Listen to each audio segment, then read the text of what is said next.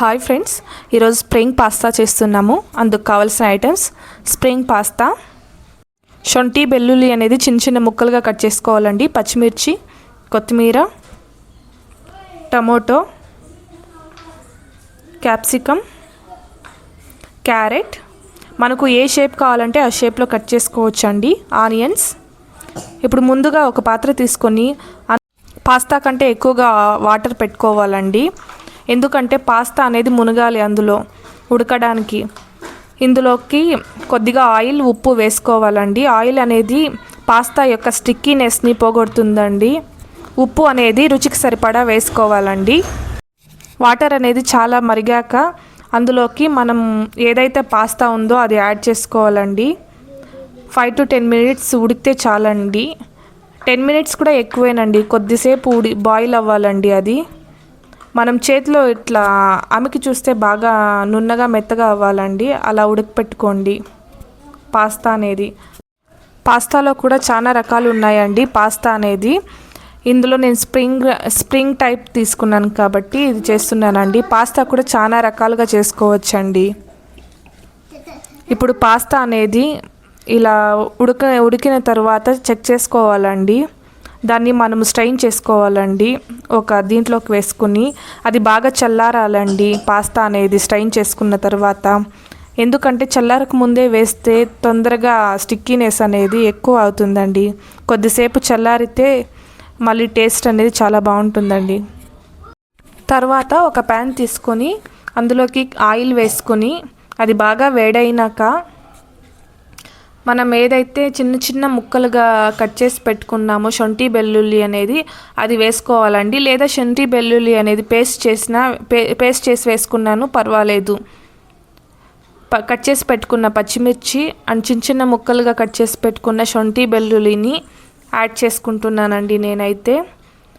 ఇది చిన్న చిన్న పలుకులుగా నోటికి తగిలితే చాలా బాగుంటుందండి టేస్ట్ అనేది, పాస్తా టేస్ట్. ఫ్రై చేసుకోవాలండి దీన్ని. తర్వాత మనం కట్ చేసి పెట్టుకున్న క్యాప్సికమ్ని ఇందులోకి యాడ్ చేసుకోవాలండి.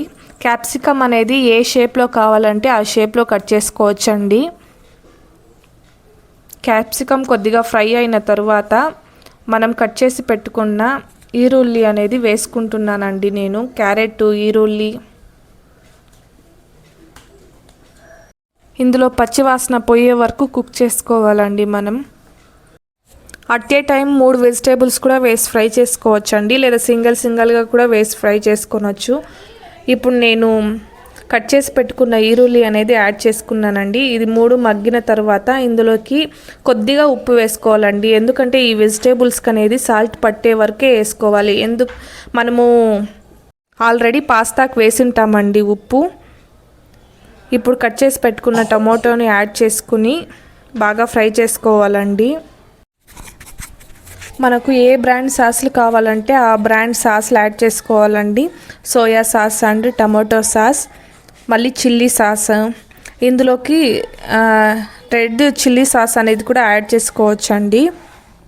క్వాంటిటీకి తగినంత సాస్ని కొద్దిగానే యాడ్ చేసుకోవాలండి. ఒక 2 tablespoons అట్లా అంతే యాడ్ చేసుకోవాలి. ఎందుకంటే ఎక్కువ అయితే కూడా తినడానికి టేస్ట్ ఉండదండి, కొద్దిగానే. ఇందులోకి వెనిగర్ కూడా యాడ్ చేసుకోవచ్చండి. వెనిగర్ అనేది నా దగ్గర లేదు కాబట్టి నేను ఇంత మాత్రమే యాడ్ చేస్తున్నాను. తరువాత మనం చల్లార్చిన పాస్తా అనేది ఇందులోకి యాడ్ చేసుకొని మిక్స్ చేసుకుంటే మనం చేసుకున్న స్ప్రింగ్ రోల్ పాస్తా అనేది రెడీ అవుతుందండి. ఇది బాగా మిక్స్ చేసుకొని మనం కట్ చేసి పెట్టుకున్న కొత్తిమీర అనేది యాడ్ చేసుకుంటే మనం చేసుకున్న పాస్తా రెడీ అవుతుంది.